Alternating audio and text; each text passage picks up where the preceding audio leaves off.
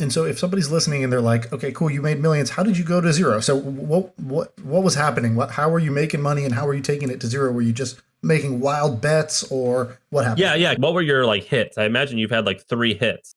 Yeah, I would say it's more like 5 or 6 hits. Again, for better or for worse, I needed all 5 or 6.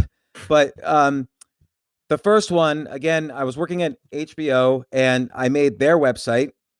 And at the time, other entertainment companies and other companies, they didn't even know what this internet web thing was. This was in 1995, and companies like here's what would happen. American Express would call Arthur Anderson, which was their accounting firm. And, Arthur Anderson famously went out of business in a scandal 6 years later. But American Express called Arthur Anderson and said, can you make us a website? Arthur Anderson said, sure, well, they're going to charge you millions of dollars. Arthur Anderson would then call another software consulting company and they would say, yeah, we'll charge you $1 million. The software company would call me because nobody knew how to make a website in 1994 or 1995. So I would say, sure, I'll do it. And then suddenly they'd pay me and my brother-in-law $250,000 to make AmericanExpress.com. So that was one of our first websites. And my salary at HBO at the time was $40,000 a year. So my brother-in-law and we made HBO.com. Then we made websites for everything from Warner Brothers, Sony, Disney, BMG, all the record labels. Like we did every gangster rap record label: Bad Boy, Loud Records, Jive, Death Row, Interscope. We did the movies for The Matrix and many other movies. But anyway, that was. And were these good websites at that time? Like if you looked at that website today, what would it look like? Is it like a Craigslist? Well, you know what? That's a great question. So no, it doesn't look like Craigslist. I wish it did. But web design back in those days. So I was a software guy. My brother-in-law was a design guy. Web design back in those days was very heavy. So there would be like big, heavy images and animations using Flash or, yep. Some Mac. I forget the company, Macro or something. And they were very heavy designs, not that usable. But yeah, I mean, they were okay. They were admired back then. So the website for The Matrix was a great website, which on archive.org you could find, or HBO's website was a great website, but it wasn't as functional as all websites are now. It wasn't very easy to navigate. And what did you walk away with at the end of that? About 15 million, and then holy cash. Fuck. Yeah, so cash, not like. So a lot of people then went public or sold, and they got paper, and then they died in the .com bust because the paper went to zero, the stocks went to zero. So I had enough sense at like the peak in 1999. I cashed out. And I had the cash in my checking account. Like I didn't even want to. What do you mean cash out? Were you getting like stock in these companies? I mean, yeah. So no. I sold the company to a company that was rolling up web design for web agencies, and so in a sense, that was how we went public. Like some company that made, I don't know, vacuum cleaners or whatever, decided to get into the internet business in 1998 and acquired us, and so suddenly they were an internet company, and the stock went from 3 to 48, and I cashed out with literally at the peak with about a little over 15 million, almost 16 million cash. And here I was smart every step of the way. Like I knew that the web design development business industry was going away because they were teaching web, how to make a website in junior high school classes. So I knew this was going away. I was smart. I sold the business. I cashed out as fast as I could. And then I became you suddenly, when you make money at one thing, suddenly you think you're a genius at everything, or at least this happened to me.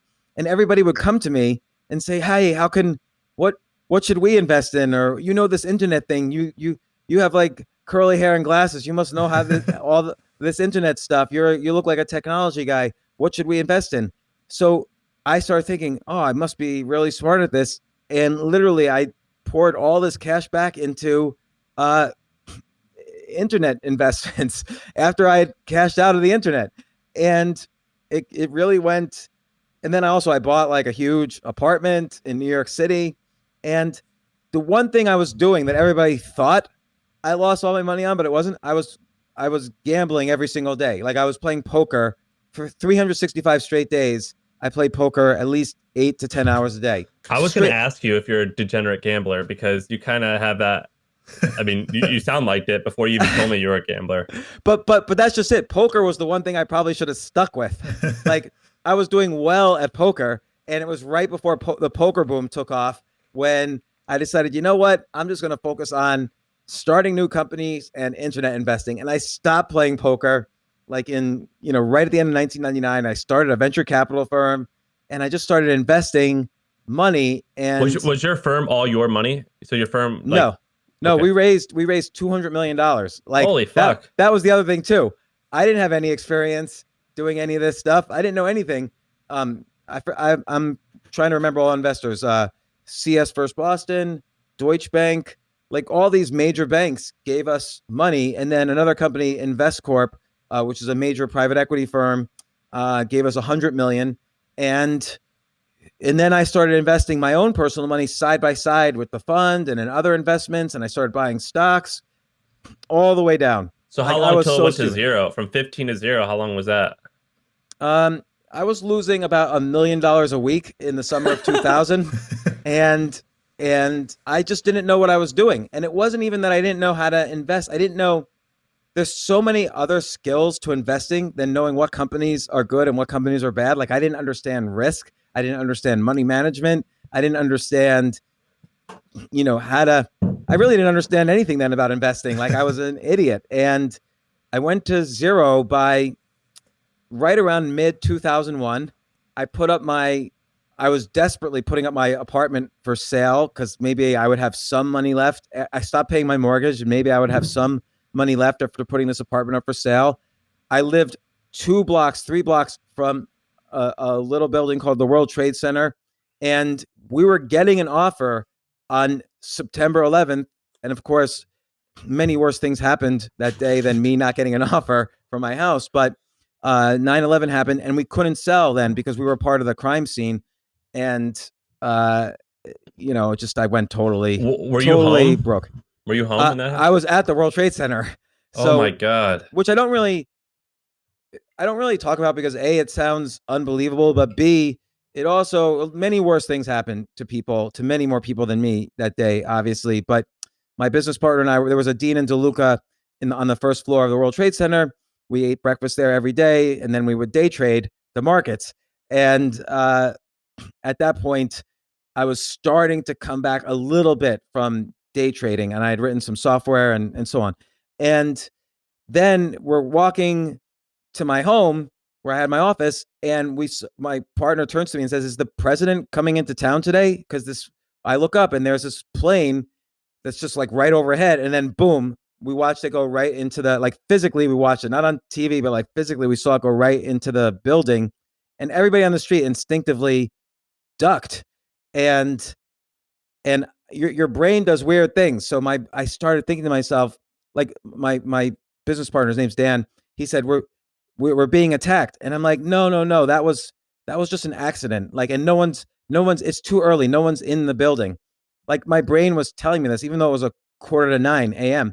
And, how do you remote control whatever it was, a 747 into the World Trade Center? But that's what my brain was telling me. So we run to the fire station and we say we want to help. And these guys throw 2 fireman suits at us and say, "Get this on. We're going to go straight over there." And we start putting it on. But then they say, "Wait a second, are you guys firemen?" And we're like, "No, we just wanted to give blood or whatever we could do." And they're like, no, only firemen. And that fire station, it was the Duane Street Fire Station, 100% of those people died who went to the World Trade Center that morning. And then from, it was a bad day, but that kind of clinched me losing everything also, because I had been invested in the stock market that morning, and boom, everything kind of went to zero after that. And then I was just desperate for like a year and a half, couldn't sell the place, there were no jobs. I was an idiot. I had no friends anymore. And, I had to teach myself how to invest. So I wrote some software where I took every piece of data about every single stock since World War II and looked for patterns. When I would have my software find statistically significant patterns where trades were good. So I would try to model let's say, fear and greed in the markets, and it worked pretty well. I don't think that strategy would work now, but it worked then because there wasn't that many quantitative investors in the markets then. This was kind of the beginnings of that. And so I was very successful with it, and that kind of kept me alive.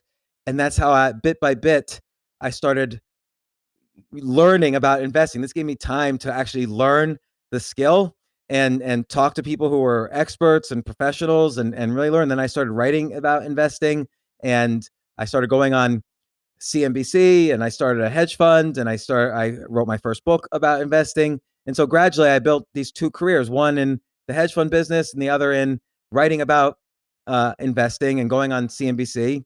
And then I built, so I was doing deals also then and making money. And then I built a website that combined my interests in web development with investing. I made like I called it the MySpace of finance because MySpace was big then, and sold that site. And that was like my next big hit. Sold that for 10 million. And, and then a year later I was broke again. And things like that just kept happening.